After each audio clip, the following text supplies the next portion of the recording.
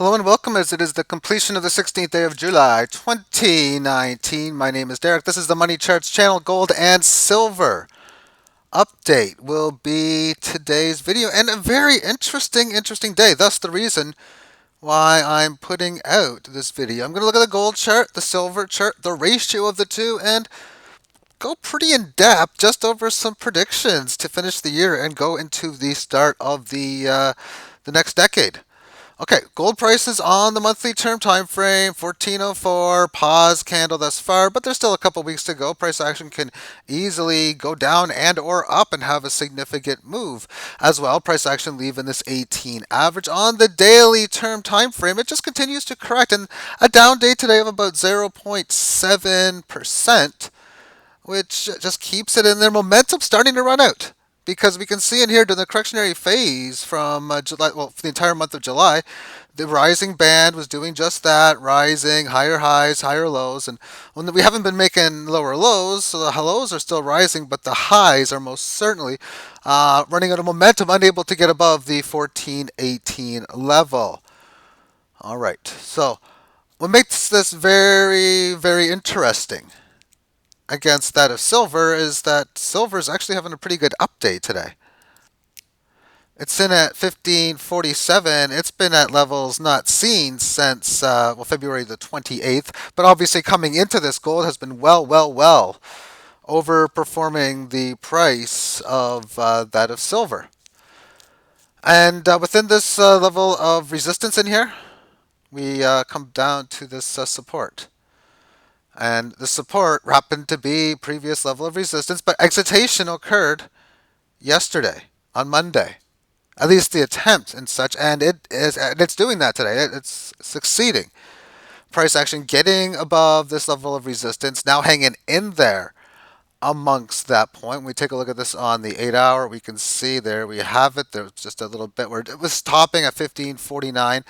Obviously managing to get above there within today's session. There's a 1549 area, and it all happened at around 9 o'clock. Just a quick sudden move, 1534 up to 1569. That's a differential of 35 basis points, which is barely over 2%.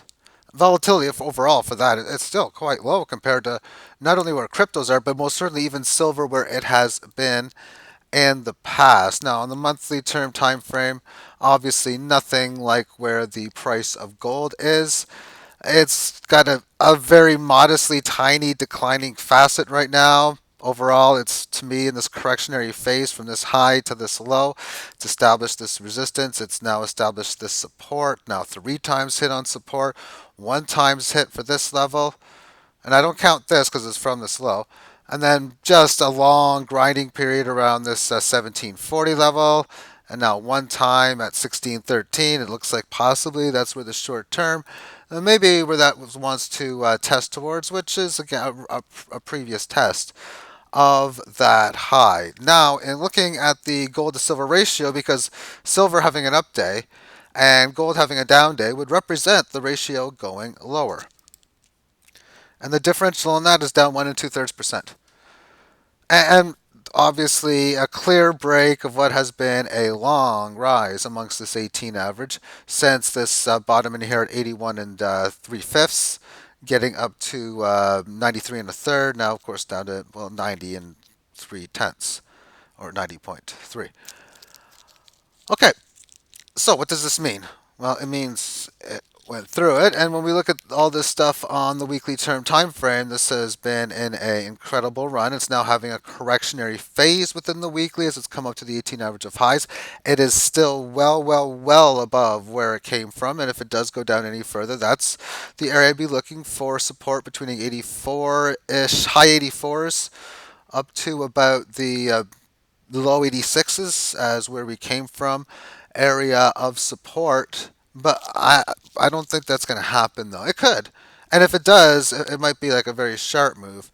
I wouldn't be surprised if this goes over 100. In fact, I can mathematically calculate it because just before this video, I just fooled around looking at okay, uh, where do I think gold's going to go? And let's now put the gold chart up. And to say this is a sick prediction, and That would be an understatement. But it appears above this number here at 41.82. We'll see if there's a little bit of resistance at 28. But in the meantime, what are we? That would be like kind of wild to say that, because just to say that the price action is going to go back to previous high before the end of the year around 1900 is a solidly decent aggressive prediction. And then to say it's going to have a decent break around 24, 2600, up to 28, well, that's very aggressive. And then it's even one level aggressive higher than that. Now, what the market does is what it does. Everything you do is always your own risk, your own reward. The potential on a break of this resistance for exploding moves is always live. When you have that pattern like this and resistance as strong as this, if it breaks it, it could go, a ferocious move could very easily occur. So I just quickly wrote down where I think the prices may end up going to. And if gold goes to 1900, I wouldn't be surprised if silver doesn't do as good, but it does. I mean, breaks higher, 1755. At this stage, that would make the ratio in the triple figures. But I think it would even continue to even go much further than that. This could be sick if it does this, anything in this area. But let's just assume this thing just keeps taking off. I mean, next thing you know, we break 2,000, we're at 24.45, and silver goes up to one of its key levels at 21 and a quarter. And then gold, like October, November, December, it's just, oh my goodness, this thing is just, this is nasty how big or how ferocious, whatever adjective you want to use. Gold to 5,000, silver to 32. So in this case, we would have seen gold go like double and silver go up like 50% type of moves. Which the ratio here, well, 5,000 divided by 32 and 3 quarters, that'd be a little north of 150. Market's going to do what it's going to do. Now, whether that happens or not, we'll see. That would be a very ferocious, aggressive high. But let's now talk about ferocious, aggressive lows. So after that blow off intermediate term top, and I think there would be one then. We'll see. We'll talk about gold declining down to about 28.50, and silver going down to 21 and a quarter.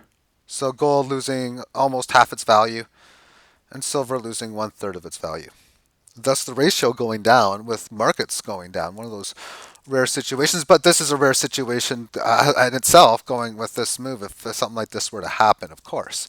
So the follow through like this would only be expected that the volatility for gold going down is still going to be higher than silver's. But then after that, markets go back up. But this time a little bit different. Now we see gold going up to 4,000.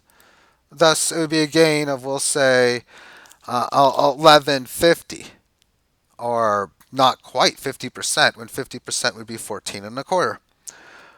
Or silver to go 21 and a quarter up to 50, or a gain of 140, 150%. And of course, back it would be the 3x hit level for silver at this point being 2011. This might be like 2021 maybe by now, maybe late 2020, maybe 2022. And then gold back to its $4,000 highs. Of course, maybe this year's Thanksgiving or Christmas highs or whatever we're going to have at 5,000, because the time frame from here down to here could be a while. And then after that, after silver hits a key level of 50, gold goes up back to its 5,000 level, or up 1,000 on 4, or 1 on 4. That's 25% gain. But we'll give gold or silver a $72 gain, or that of well over 100%. Now the ratio, 5,000 divided by 122. Well, now we're much lower than where we are now in areas it's seen before. It would be approaching 40. And then a gold double move. Gold goes up to 10,000, new all-time highs, but I mean to say 826 would be all-time highs and silver would be an understatement. And now a ratio at around dozen to 1. And we continue further as a correctionary move from that. So silver has its blow off top. It loses more than half its value, where gold will only lose about 18%. So the ratio will go back over 20. And then the demand to melt silver will start to begin. As well as dollar fight failures at the same time. Gold at 25,000. Up 3 times. Silver at 2,700, up about over 6 times. Now the ratio is in the single digits, under 10 to 1. And then the needing to melt silver problems come into massive play because the only way I think something like this could happen is a physical level where industry really, really, really, really needs silver badly, and I think this will happen. Whether it does and what year it comes in, time will tell. When I say it happens, I wouldn't be surprised if it happens anywhere between 400 and so to a few thousand days from now. And thus $15,000 silver and 47,000 gold, which would make the ratio basically a hair over 3 to 1. And at that price, people are going to be like, how do I not sell my silver when they know that well, when people talk about, oh, when silver prices are so high, how are you going to sell it? Well, the reason why prices are so high is because there's a huge demand for people wanting to buy it. So it shouldn't be a hard answer to come up with at that time because you're not going to get into a problem where you're like, oh, honey, in 2024, we'll say, oh, honey, what's the problem? Well, yeah, in the year 2019, I couldn't figure out how to sell silver at these prices. Yeah, so what? Well, I had to figure it out then for me to be able to do it. No. You're going to know then what it's done, how it's being done. It would be a popular item for those that have it. And, well, now we have a correctionary move. Silver loses a 4x move going from 15,000 down to 4. Gold loses more than half its value to 26. Damn, this volatility is huge. Maybe the dollar's got a little bit of life after all. And then the final bear market or bull market sell off. We'll start to see prices going up. Gold to 50,000, silver back to 30. This is just getting insane now. The ratio's almost even. We're talking less than 2 to 1, 1.6, 1.7. And then maybe another little bit of a sell off. And, well, now gold to 150,000, silver to 25,000. The dollar is now just dying. And then gold to 4 million, silver to 275,000.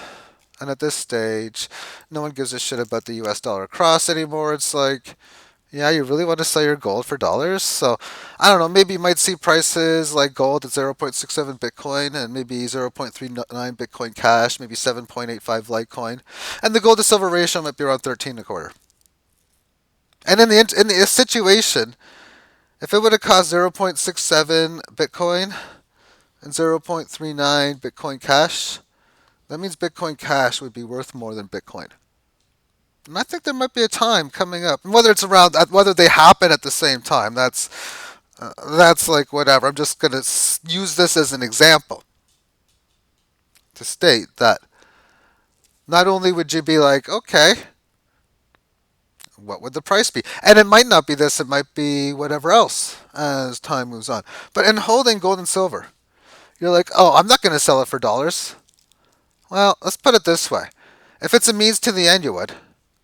In that, you go to any of those insane numbers I talk about, whether it's 4,000, 5,000, 10,000, or whether you're talking about $1 million or a quarter million or whatever dollar for gold and all those large silver numbers. You're like, yeah, I'm not going to sell it for bucks or dollars. Well, if it works out that you want to buy product ABC, like today, tomorrow, whatever, and it costs $2.4 million, and you can sell, say gold's $1 million, so you sell 2.5 ounces of gold. You get the dollars, you buy the product, and this is going to be scary because now you have to get into your car, you have to drive maybe 20 miles down the road, and there's inflation over these 20 miles. So the price might go up 10-15% during your drive to wherever, but either way, you're going to buy what you need.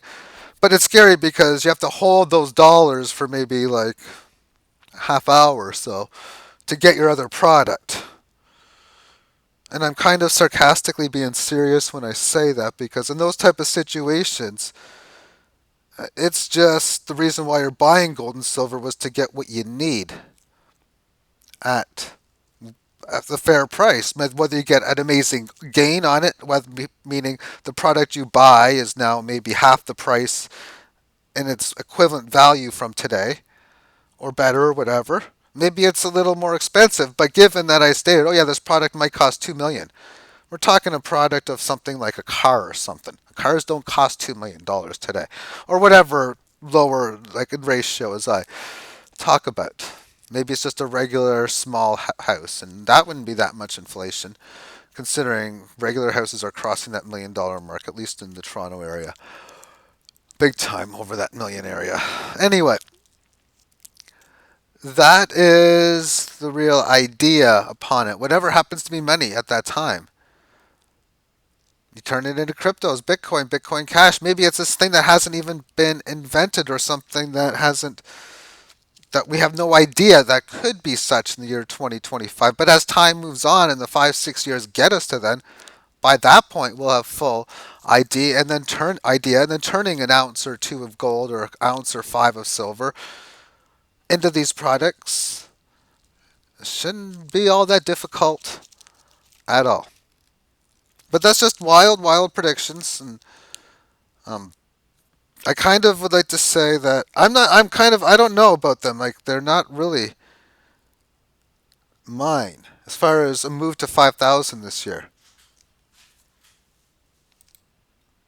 But as far as the long-term stuff is concerned, these wild movements, they're gonna have to happen. And when you inflate the fiat currency system in likes as we have had happen throughout this entire, not only this entire decade, but our entire lifetime. You can be 75 watching this your entire lifetime, 95 watching it your entire lifetime as well, and of course, any age lower than that. We most certainly need to have a monetary change on a global level. And to me, I'm going through it. So when you look at the situation of holding between cryptocurrencies, fiat currency, and precious metals, to having a primary investment into just one of them. And when I say fiat currency, stocks I'm going to count as fiat currency. That means if all it is that, just fiat, and you have all of these inflationary comes in, now we got the transfer of wealth, and in the early terms, it means gas prices go up 20, 30% over a few month period. And that means on the middle level, gas prices have doubled and tripled over a 8 to 14, 17-month period or something sort of thing like that. And then the final periods is where that reference I met about driving 20 miles and how you're scared about prices going up. That's the final stage of the, oh my goodness, this is the problem with the transfer of wealth for fiat currency holders. If all you hold is gold and silver and or silver as precious metals and everything else is just small stakes, you have the cash you need to go on your paychecks, whenever you got your overages, you buy precious metals, all that kind of stuff. Well, obviously, if you have parts where markets go down, you might end up losing on the spots where you're buying up here. Oh, I need to turn my money into it. Then you could have huge inflation because your net average buy might be something like, say, 1410 and you're selling it for 1200 something. Now you're going through like 20+% deflationary measures. Maybe you'll have a little bit of inflationary gains along the way. And it's always going to be a little bit of work to turn gold and silver into cash, but most certainly gold and silver is very, very liquid. I define liquid money as an asset class that can be turned into whatever money happens to be at that time very, very fast. And very, very fast should mean as long as you have access to a city or town near you, you're there. Every city and every town has a place where it's easy to turn that into such. And of course, there's other ways, creative ways of selling it and all that, but I'm just saying the easiest way, it's there. And of course, you can even mail it out with online services, AppMex, Gold, Silver Bowl, those places. They'll buy it off you. So it's just so easy to turn it into cash when need be. And if all you have is cryptocurrencies, one thing you're going to have to learn how to do is use cryptocurrencies as money, but that should be easy for you. And now you're going to go through very much inflation or deflationary cycles at monstrous proportions because of its extreme volatility. So if crypto prices end up going up to these large levels, then pennies on the dollar, if not pennies on the $10 or micro pennies, if you will, on the dollar because of all those levels. And then your life savings could be ruined if cryptocurrencies don't end up working out, because to me there's still a chance that as we go through this inflationary cycle within the fiat currency, there's a chance that cryptocurrencies aren't going to make it along the way.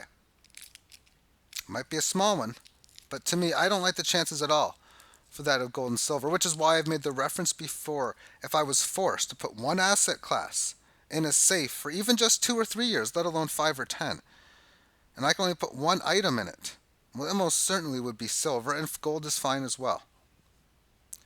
And that includes your currency, your paper rectangles. That includes private keys to your Bitcoin and any other cryptocurrency you may want to have. And as secure as I know those cryptos that I have on there, if I got 5 Bitcoin on there or whatever it is, if I got say 50,000 Theta, if I got whatever, all these stuff, they might have extreme value, but they also could have no value. Now, if I got to choose, now can I put a little bit of everything in there? Like a little bit of gold, a little bit of silver, yeah, a little bit of this crypto, a little bit of that crypto. Heck, yeah, even put a bit of fiat dollars in there. Why not? Mixed bag, sort of like when you go to any type of amusement park, you want to go on every ride. When you go to some sort of bakery, some sort of awesome food convention where there's just all these magnificent dinners and or desserts and such, you just want to try a little bit of everything. Well, to me, that's good diversification, because this way, yeah, maybe this or that might lose, but that wins, it works out, and so on and so forth. And then as far as just understanding portfolio management, if say cryptocurrencies go up so much, it's like, well, it's not too hard to turn cryptos into precious metals, and you go ahead and do it. And then you might get to a spot where maybe the metals go up so much and cryptos go down. You want to think to yourself, you know what, I can turn some of this gold and silver and buy some Bitcoin back and Litecoin back. And you know what, those type of strategies can work very, very well within the volatility of these markets to give you spectacular gains along the way. And of course, everything you do is always your own risk and your own reward. I'd like to thank you for tuning in to an unexpected, unplanned precious metals video. And have yourself a great day. Bye bye.